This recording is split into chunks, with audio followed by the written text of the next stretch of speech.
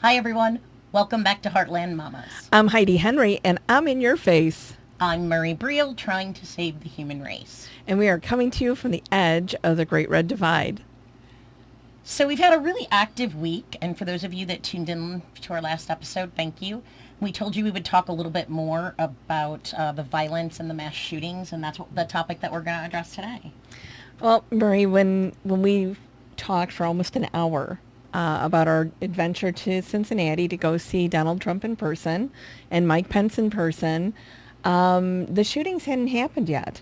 So when we originally planned our last show, it was for our usual about 30 minutes. And then in the meantime, we had two horrific mass shootings followed by a presidential address, and therefore we went double our time. But the subject's not over yet. This is a subject we've been talking about as a country For quite a while. well, almost 22 years since Columbine. Almost that long. And we should have done something then, and we didn't. We didn't do anything. We haven't done anything after every tragedy. I was watching Rachel Maddow, and they had a panel. They had I think Mike Williams and a couple of other that were there talking about the tragedies and the shootings and the president's message and whatnot. And Rachel was saying, does this feel different? She was asking one of her guests, does it feel different this time? I feel like there's something in the air, some sort of political push or will behind it, I think. And honestly, I don't agree. Really? It's Stoneman Douglas. We thought with Stoneman Douglas there was a light, that there was political will, that there was this energy, Honey, that there was this. If there was going to be political will, it should have happened after Sandy Hook. Oh my God! When we decided that it's okay to murder kindergartners and first graders and their teachers, anyone in their school, and didn't do a fucking thing about it. That's when we decided guns were more important than children. And Murri, that's why I'm going to get in people's faces today, because you know what? It's past damn time. I tell you the story about the day Sandy Hook happened.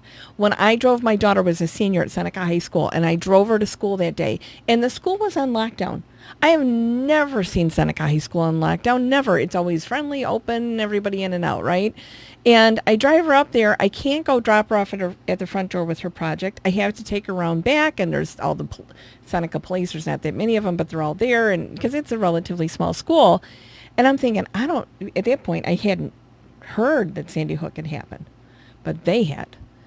And they were there. And I'll tell you what, I saw the athletic director, whose name escapes me right now, but Steve Haynes. I saw him standing there with his arms crossed in front of that gate, and I thought, nothing bad is ever going to happen in this school as long as that guy is there. He will take you out, But as a parent, it was bone chilling. And I was so grateful for the staff at Seneca High School holding it together for those kids.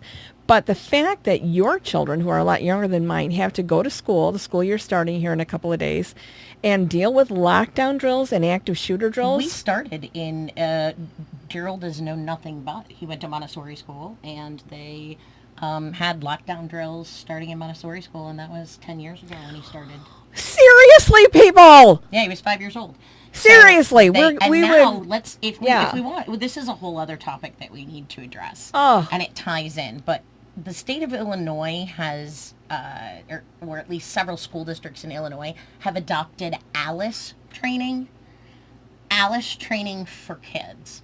So it was designed by a ex-police officer whose wife was an assistant principal with all these shootings. What is ALICE training? It's an active shooter situation, and ALICE is an acronym for teaching the kids how to respond in an active shooter situation. Murri, this is the United States.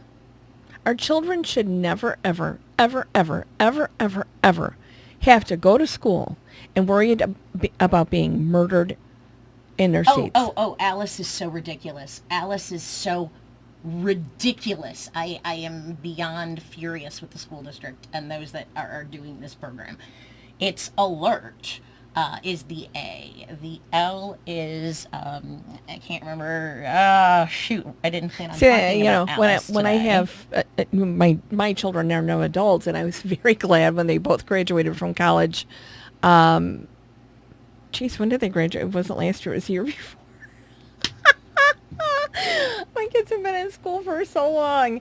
But they both graduated the same year, and I was so relieved. So last year they both graduated. I was glad that was over. And then I never have to worry about lockdown drills because they didn't do that at their colleges. So we can talk about this on another show since I can't pull it up off the top of, or I can't pull it up on my phone right now. But the whole point of it is to alert location of the shooter. It teaches kids to be aware. I mean, the videos are horrible. They're as B film as you can get. Literally, they teach kids to attack the attacker. They teach kids, if a gun breaks free, cover it with the garbage can.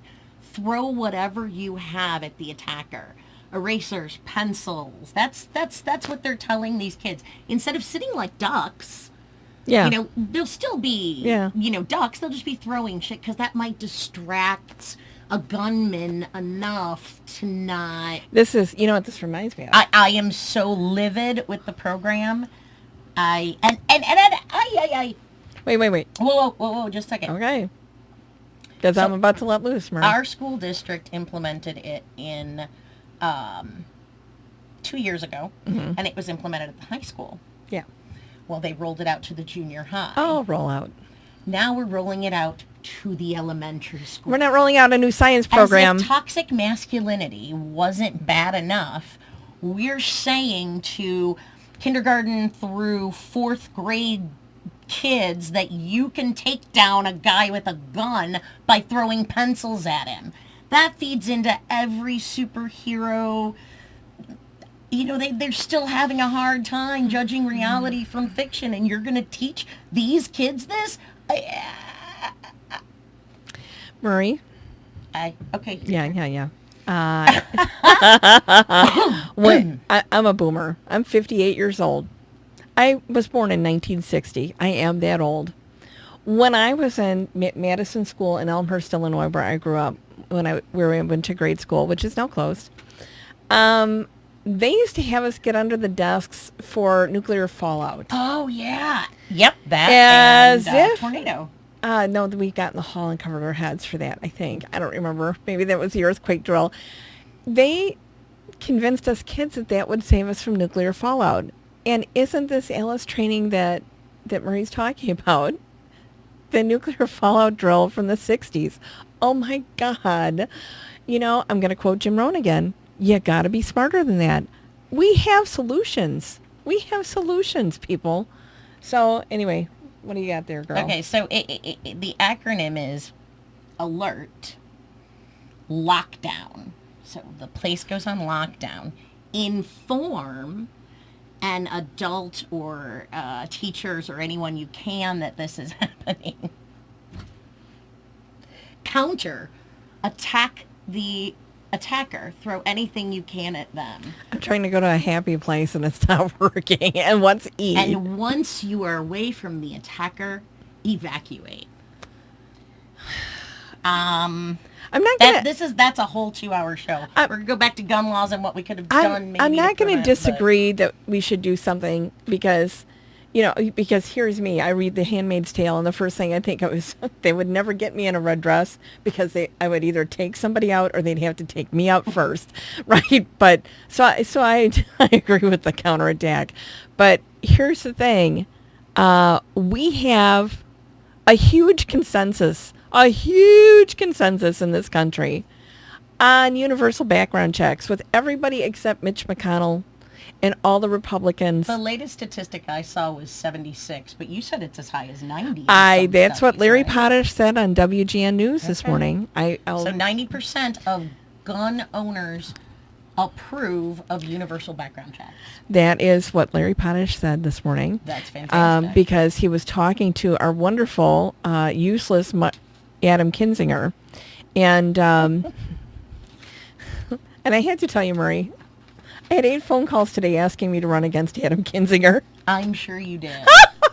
I am absolutely sure you did. Yeah, it would be a complete waste of my time. Yeah.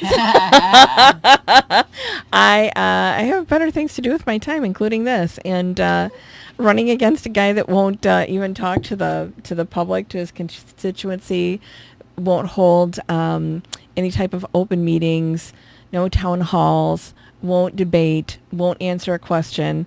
You know what? He's going to lose his job to redistricting in 2020, and I just say... Fingers crossed. Yeah. Yeah. He's the most worthless waste of skin in Congress. Well, no. There could be more. No.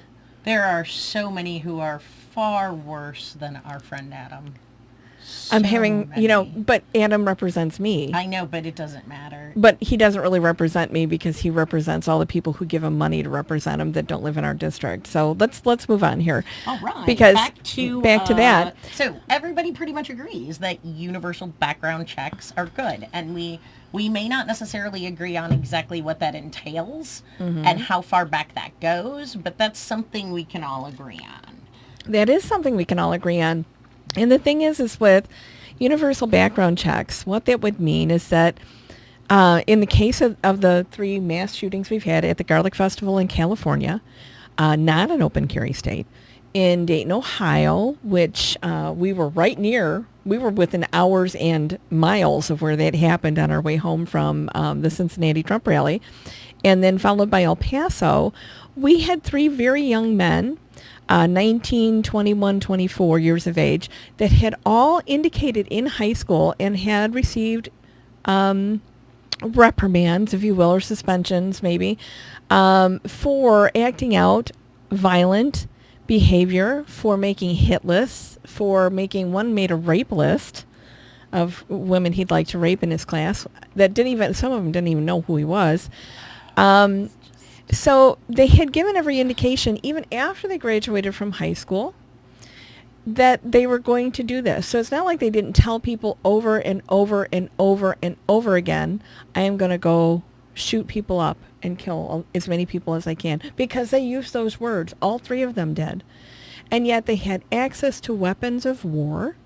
They had access to high-capacity magazines. They had access to these festivals where people are, as Rick Santorum would call them, soft targets, because not everybody was armed. But yet people in the open carry states will tell you that they didn't want to fire back lest the police think that they are the bad guy. So the good guy with the gun is not outweighing the bad guy with the gun at all. Absolutely not. And if you think about that argument, it fails on so many levels. Oh, it's the Wild West myth. It fails. Check your gun at the Dodge City limits, baby, because it doesn't frickin' work. No. Charlton Heston. No, not at all. Charlton Heston was the guy, the cold dead. You can pry my gun from my cold dead hand. Remember, he was an actor. Given lines to speak to you to convince you that that's what you should do. He was paid to say those lines. It's not like he came up with those on his own. I know. I'm sorry, Murri. I'm just so in your face about this. I get it. I totally understand. But that brings up red flag laws. Yes. We talked a little bit in our pre-show about red flag laws and why they're important and what that would entail. Right. Because to me, I'm 100% behind anything that will help. And I'm a gun owner and a FOID member, a FOID card carrier. Yeah. And I am 100% in favor of anything that would help. I'm willing to do anything. It doesn't bother me. Yep. But I'm throwing out questions to you, because there are some things that could be very slippery slope with those. You and I had this discussion in our pre-show meeting, and you and I are in very different places on this, because I'm saying an abundance of caution is always good, and maybe that's the mama in me. I always want the abundance of caution. And you're like, well, you can overstep, and then, states' rights, and it's like, we are fucking losing children. And I don't think it's we are losing innocent people. States' rights, but I think 2 things. One, you have to have criteria universally that qualifies. I don't think it has to be like a set, and it has to be designed not by the police, not by our military. It has to be designed by social scientists, by people who study this. Oh, well, Murri, if we could fund it through the CDC and study it, maybe this would help a little. Well, and see, there's your Republicans at work blocking funding to study gun issues. Right, just the violence alone, to study the violence, to study guns, to figure out. I mean, we And psychologists and pundits and experts have all thrown out everything from batshit banana pants crazy conspiracy ideas to, sensible, intelligent arguments. Well, and the thing is the sensible, intelligent argument is that we need to protect innocent people who are going to church, going to the synagogue, going to Walmart, going to a concert, going to a garlic festival, at a nightclub in Dayton, Ohio, at a nightclub in Orlando, because don't forget it happened there too, at work in Aurora, Illinois, in a movie theater in Aurora, Colorado. Now you can't just say, the one in Aurora, because you have to specify which one. Right. And I don't disagree with you, but I think we have to... I'd like to start seeing some concrete ideas out there. We talk about closing the legislation that has even been proposed and passed. I don't think really goes far enough or detailed enough. It's a mild suggestion. Wait. I have to tell you what Adam Kinzinger said today because it was too good. No. He couldn't vote for the last universal background checks. Right. In case now this is the feral hog thing. And if you haven't looked up on Twitter, hashtag feral hog today, you owe it to yourself to laugh yourself silly over feral hogs, which, I have friends of mine that go feral hog hunting. Like, that's what they have their pit bulls 50 for. or 60 feral hogs running in his yard. So if the rancher couldn't give his gun. His kids from the 60 charging feral hogs. His 3 kids in his yard. Like, you're not going to accidentally wipe out one of your fucking kids when you're shooting the 30 hogs? Where do you live? Get a fence! No.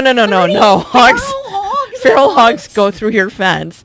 There is a feral hog problem. I get that. But then Adam Kinzinger's like, I can't vote for that bill because some rancher may have to lend his ranch hand. This is for God. This is what he said.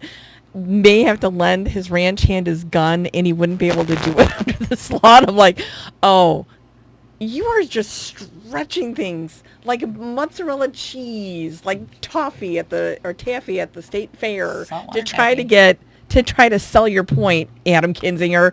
I'm going to put you on timeout again. This time I want you to turn around and face the wall because that was about the stupidest thing you have ever said. And you've said some seriously stupid shit. Okay. I should run against you, but you would never turn around and face me. Would you? Because you'd be scared. Plus, I'm taller than you. So that was terrible. So, all right, so back to it though. But I want to see because it's too easy for us to give everything away when we're in a crisis situation. And knee-jerk, me. I hate knee-jerk reaction. I am so modern and logical and arguing both sides. So when we come up with these universal red flag laws, it needs to be a sociologist. It needs to be in combination with the medical community, in combination with, it needs to be a task force that figures out. Boy, task force just sounds like it takes a long time. Listen, if we... we've let it go 22 years since Columbine. So what's another 22 years? No, but I think so, because if you say you tag kids who are, who've made threats, okay, there's situations where kids go through a rough patch and they turn into complete a-holes. Well, and but they threaten to, I'm going to blow them up. I'm going to blow the school up. I'm going to, and they can go through a real rough patch and pull out of it. That shouldn't follow them. Well, I do agree with that. But, okay, let's take the Stoneman Douglas massacre. Let's take those Parkland kids because, here's the thing, people. Either we get our act together and we take care of this now, or those kids are going to be making the laws in a few years and we won't have any guns left in this country. I kind of hope they do. They are done with it, The Stoneman Douglas kids were amazing. They really changed the narrative. They did.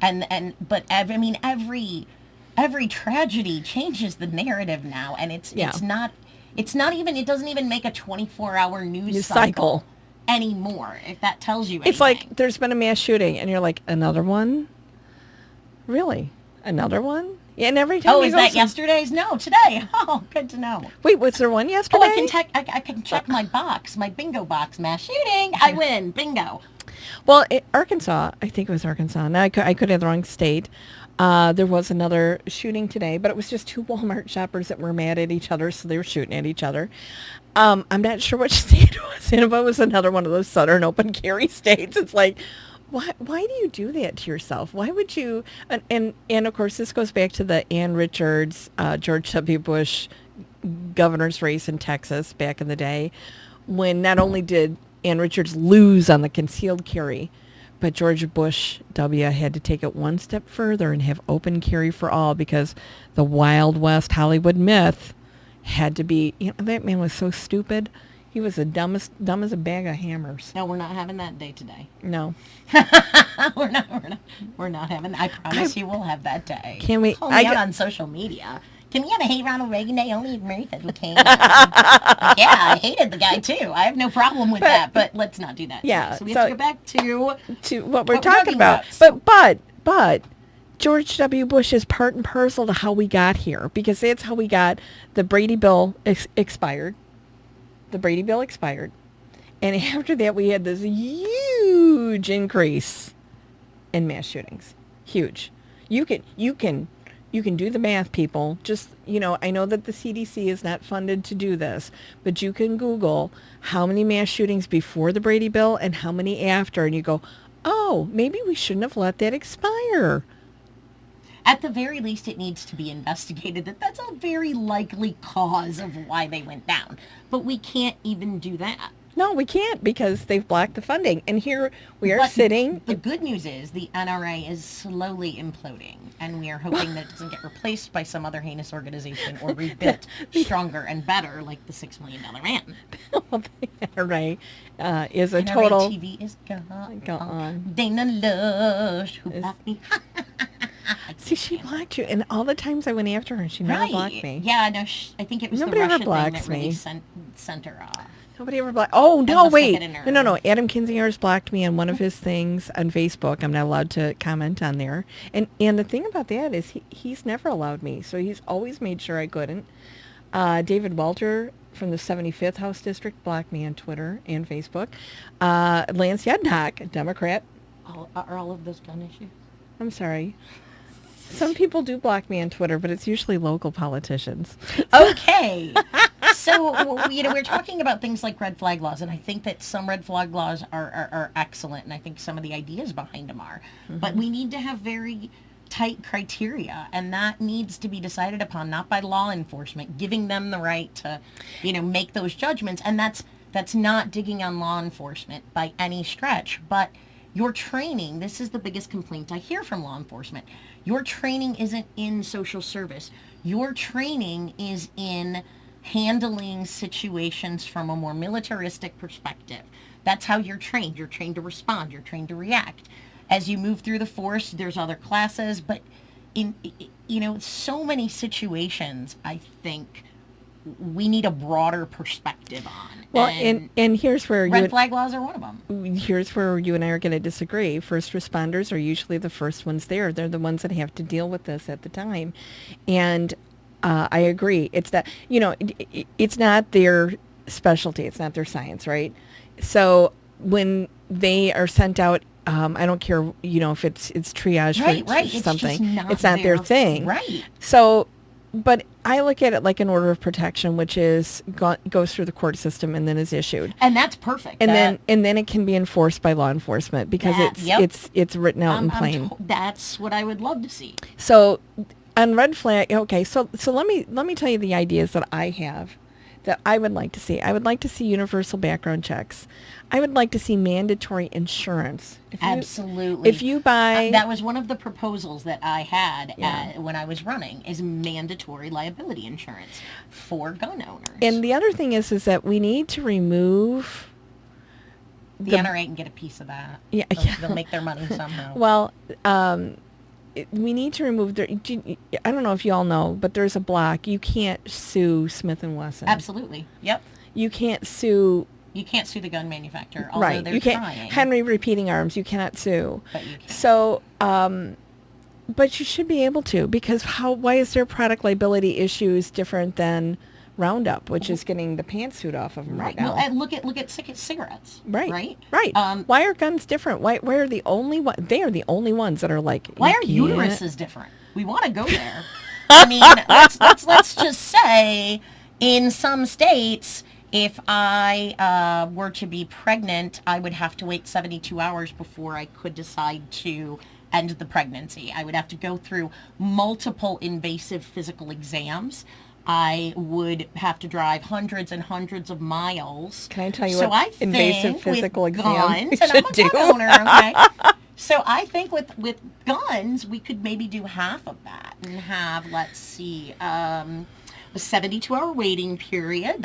That seems pretty reasable. Very reasonable. Invasive physical exams.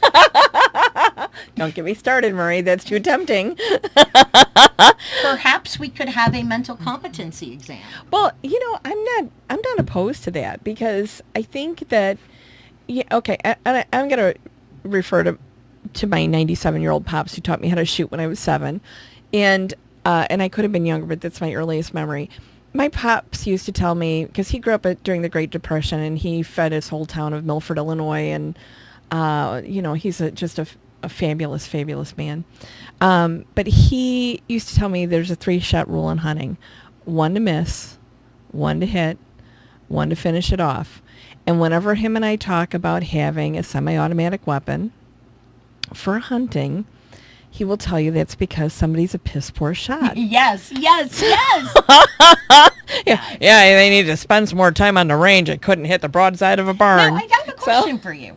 Okay, in some countries, like in the UK, you're allowed to own guns, but they have to be in possession of a gun club. Right. So they're locked away. Right. You have lockers. They're bioidentificationally sealed. You can go out. You can hunt. You can shoot. You can clay shoot. You can do whatever you want with your guns on property because it's safe and regulated. And when you're done, you just lock your guns back up. And it's a rental type of okay. I heard on a podcast today, and I think it was Maya Duvacevic and I'm screwing up her last name, but she had a very interesting take on that. She said that wasn't possible because of the paranoia that pervades here in the United States. Never be able because to do we're on land we stole at the point of a gun from someone else and keep it there because of that. And I thought, that's really, I have never... brilliant. I know. Repeat that again. That is pretty brilliant. She said that we're so paranoid because we stole the land that we live on by the point of the gun, which is absolutely true. We could not have conquered the United States without weapons. We had bigger, better, badder weapons than the indigenous peoples had. And so to protect that, the paranoia remains, and that's why we keep our guns. Actually pretty good. I had never heard it that way before, and all I wanted to do is go, "Oh my God, that's right!" So Shemaya, you and I are going to have to talk sometime because it was amazing, an amazing analogy. And anyway, so here's what I'd like to see us do is. We're never going to change the paranoia overnight. And I understand the desire for personal protection. I understand the desire of having a weapon in your house. I understand the love of hunting squirrels, rabbits, deer, coyotes, feral hogs that you have. But we have to at some point have a really open and frank discussion. No. We have to have the desire to protect humanity that lives here. Yes. And I don't want to get drawn into an unborn baby discussion because these are two different issues. And when we muddle them, our president today tried to muddle this with immigration. These were 3 young white men that blew people up. Soft targets, as Rick Santorum would call them, because they had no weapons on them. Well, no, 2 of them did. 2 of the states they were armed. But I mean, the people that were murdered were unarmed, and they were toddlers. So I raised toddlers. They're adults now, but I would never have given them an armed firearm loaded. To be packing, kid, because you never know what can happen at the Walmart. We have to have not a discussion. We already know what we have to do. We have to have Republicans. You have to grow a set of ovaries because your balls ain't working.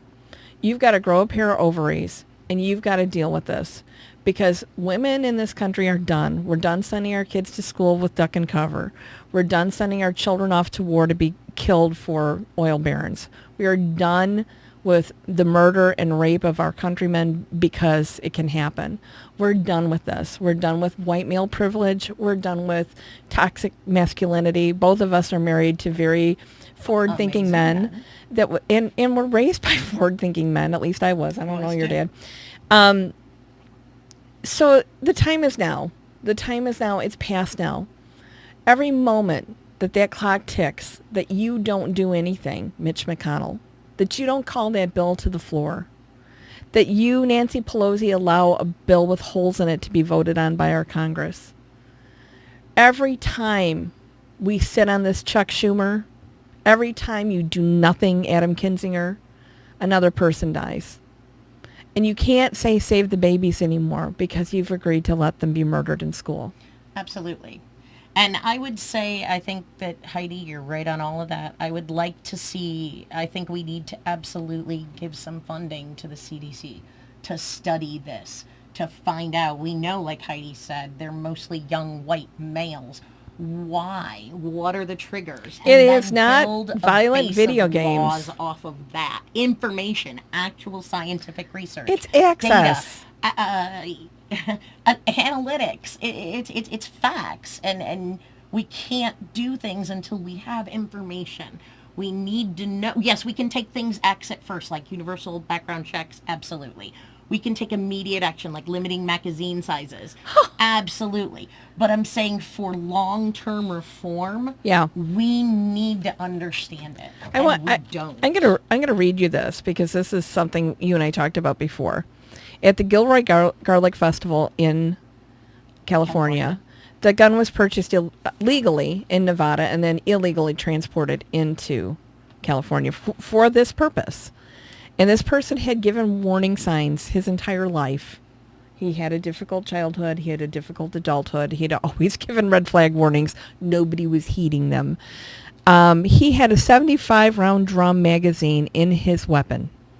There were 71 rounds left in the drum when he died. In addition, he had two 40-round magazines on his body, 2 40-round magazines on the ground, and 1 40-round magazine that was near him. He only killed 3 people, and 12 others were injured at the festival. And I'm just saying, that is a lot of frickin' firepower when there aren't feral hogs coming at you. You don't need it. 3 shots, 1 to miss, 1 to hit, 1 to finish it off. And if you can't hunt any better than that, you got no business owning a gun. Come and I'll show you how to shoot right. My daddy taught me. Yeah, well, my dad did too. Yeah. Mm-hmm. So, I mean, he always told me it's a gun. You don't mess around. Bullets are valuable. So they're expensive. Because he grew up during the Great Depression. So there's, we know that there's more debate that has to happen in discussion. I'm hoping with the demise of the NRA, the gun lobbies will be weaker and they will start to take some reasonable actions and some logical steps. We can't just we absolutely have to address the size, we have to address the weapons, we have to address the guns themselves, but we can't look away from the root cause of those problems. Well, and I think root cause is going to come with the CDC being funded properly to study. But we don't have any more time to wait on universal background checks. We do not have any more time to wait on universal red flag warnings. We do not have any more time to wait on magazine sizes. Period. So Chuck Schumer and Nancy Pelosi, I want you to write the same goddamn bill exactly word for word and present it to your houses, and I want you to push that sucker through so it's going to get done so that her kids don't have to go through any more frickin' lockdown drills. You know what the biggest trend for graduating 8th graders in the last 2 years has been? No. Bulletproof backpacks. Oh, I've seen those things. They were actually given out. Several high schools are giving them out. Several high schools tend to give them out. It's just pissing me off, Murri. It's just pissing me off. So we hope we enlightened you a little bit on some of the things and maybe gave you a little bit of food for thought in some of the other ways. And let's talk about next week, because next week we're going to do... Friday we're going to be in Boone County. I know, I can't wait to go to... We're going to be talking about tariffs and the effects they're having on our farmers. Yes, we're going to talk about that as a farmer. I can tell you. Mm-hmm. No bueno. Yeah, no bueno. I was going to say we're up shit creek without a paddle. And the water's starting to run fast. We're going to be going to the Illinois Democratic Chairs Conference. I have a big potty mouth today. I'm sorry. She's a little salty. I'm very salty. It's okay. But we're going to be going to the Illinois Chairs annual brunch. We're going to be doing state Democrat Day at the State Fair. Nancy Pelosi will be there. She's not going to want to talk to either one of us, but we will maybe be in the same room with her. Maybe. We'll see. I don't know. You know, we're because we're not candidates, we're not invited to any of the big deal things, but that's okay. We're big donors, you know. But we'll show up at the Democratic Women's gathering, which is always a lot of fun, and a few of the other ring around the Colorado County parties. And then we'll see the butter cow, if you saw the butter cow. I didn't release the butter cow thing. Oh, you didn't? I didn't. Oh my gosh, you should have. I thought, that was I'm gonna release so we're gonna do the state fair, and we've got other stuff on the horizon. Heidi and I would love to be able to come out and talk to you guys. If you're interested in having us, come out and answer questions. Love going to county fairs. Oh, boy. I love to go. She's like, ooh, Yeah, but not my favorite. So at the state fair, I'm going to make her go to Conservation World too. Okay. It's my favorite. I'm excited. What we're going to do is you can follow us on Facebook. That's where our events and where we'll be traveling to are. Mm-hmm. You can follow us on Twitter, on Instagram. You can follow us anywhere at Heartland MAMAS. And put us into Google and you can find us. So thanks so much for listening. We hope you like us and share with your friends. Share. Comment. And help us spread the word. Come at me about my salty language. Come on. And have a great night. Talk to you next time. Heidi Henry signing off. Bye-bye. Bye-bye.